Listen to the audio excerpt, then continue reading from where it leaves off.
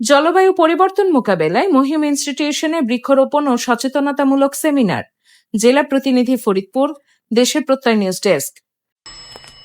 Pritam, search করে যাচ্ছেন নাকি গিয়ে করবেন? দেশ জুড়ে চলছে জিপি স্টার অফার, সার্চ করলেই সারপ্রাইজ।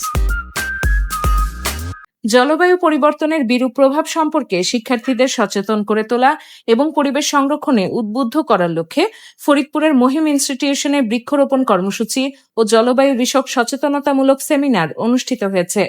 সোমবার 29 জুন সকালে বিদ্যালয় প্রাঙ্গণে আয়োজিত এই কর্মসূচির শুরুতে শিক্ষক শিক্ষার্থীকে নিয়ে একটি বর্ণাঢ্য র্যালি বের করা হয়।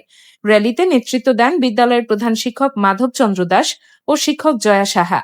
পরে বিদ্যালয় মিলনায়তনে অনুষ্ঠিত সেমিনারে সভাপতিত্ব করেন প্রধান শিক্ষক মাধব চন্দ্র দাস। সেমিনারে বক্তারা বলেন, জলবায়ু পরিবর্তন বর্তমানে বিশ্বের অন্যতম বড় সংকট। পরিবেশের ভারসাম্য রক্ষা, জীববৈচিত্র্য সংরক্ষণ এবং ভবিষ্যৎ প্রজন্মের জন্য একটি নিরাপদ ও বাসযোগ্য পৃথিবী নিশ্চিত করতে ব্যাপকভাবে বৃক্ষরোপণের বিকল্প নেই। সভাপতির বক্তব্যে প্রধান শিক্ষক মাধব চন্দ্র দাস বলেন, শুধু গাছ লাগালেই দায়িত্ব শেষ নয়, প্রতিটি গাছের যথাযথ পরিচর্যা নিশ্চিত করতে হবে।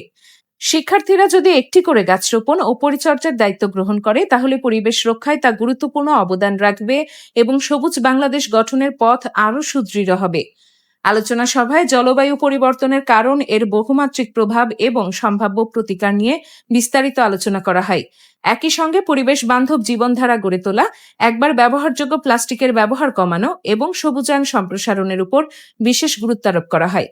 অনুষ্ঠানের শেষ পর্বে শিক্ষক, শিক্ষার্থী ও সংশ্লিষ্ট অতিথিরা বিদ্যালয় প্রাঙ্গণে বিভিন্ন প্রজাতির ফলজ, বনজ ও ঔষধি গাছের চারা রোপণ করেন। উল্লেখ্য, learning acceleration in secondary education LAISE প্রকল্পের আওতায় এ কর্মসূচির আয়োজন করা হয়। মাধ্যমিক পর্যায়ে শিক্ষার্থীদের মধ্যে জলবায়ু পরিবর্তন বিষয়ে সচেতনতা বৃদ্ধি এবং ওয়ান চাইল্ড ওয়ান ট্রি কর্মসূচি বাস্তবায়নের অংশ হিসেবে দেশের বিভিন্ন শিক্ষা প্রতিষ্ঠানে এ ধরনের কার্যক্রম পরিচালিত হচ্ছে।